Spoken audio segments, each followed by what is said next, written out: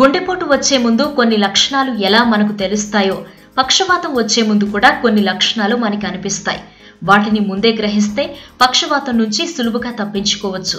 పక్షవాతం వచ్చే ముందు మన ఒంట్లో కనిపించే హెచ్చరికలకు మనం స్పందించి చికిత్స చేయించుకుంటే పక్షవాతం బారిన పడకుండా తప్పించుకోవచ్చు. అన్నిటికన్నా ముఖ్యమైన విషయం ఏంటంటే ఈ హెచ్చరికలు కొద్దిసేపు మాత్రమే ఉండి మామూలైపోతాయి. అయినా సరే వాటి గురించి సీరియస్ గా స్పందించాలి. ముఖ్యంగా ఆ హెచ్చరికలు వచ్చే భాగాలను బట్టి పక్షవాతం తీవ్రత కూడా ఆధారపడి ఉంటుంది. అప్పుడప్పుడు సడన్ గా ముఖంలో ఒకవైపు మొద్దుబారినట్లు అవుతుంది. అదే టైంలో భుజం, కాలు, చెయ్యి కూడా బలహీనంగా మొద్దుబారినట్లుగా అవుతాయి. ఇక ఒక్కోసారి మాట్లాడడంలో ఇబ్బంది పడతాం.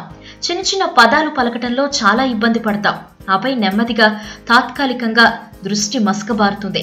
2 కళ్ళలో చూపు స్థాయి మందగిస్తుంది. ఆపై ఏదైనా ఆహారం తినేటప్పుడు మింగడానికి ఇబ్బంది పడుతున్నా అది పక్షవాత హెచ్చరికగానే తీసుకోవాలి.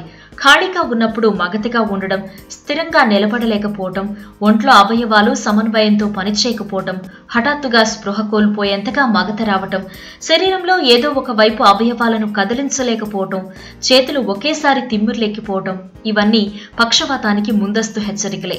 ఇక వీటితో పాటు ఒక్కసారిగా విపరీతమైన తలనొప్పి రావటం కూడా ఒక సంకేతమే. కానీ మైగ్రేన్ లేని వారికి మాత్రమే ఈ నొప్పి హెచ్చరిక అని తెలుస్తుంది. ఈ హెచ్చరికలన్నీ మెదడుకు రక్త ప్రసరణలో లోపాలు తలెత్తినప్పుడు వస్తాయి. వెంటనే స్పందించి చికిత్సలు తీసుకుంటే ప్రాణ నష్టం, ఆరోగ్య నష్టం లేకుండా కాపాడుకోవచ్చు. ఈ వీడియో మీకు నచ్చినట్టయితే లైక్ చేయండి, షేర్ చేయండి. మరిన్ని ఇంట్రెస్టింగ్ వీడియోస్ చూడడానికి మా ఛానల్ కు తప్పక సబ్స్క్రైబ్ అవ్వండి.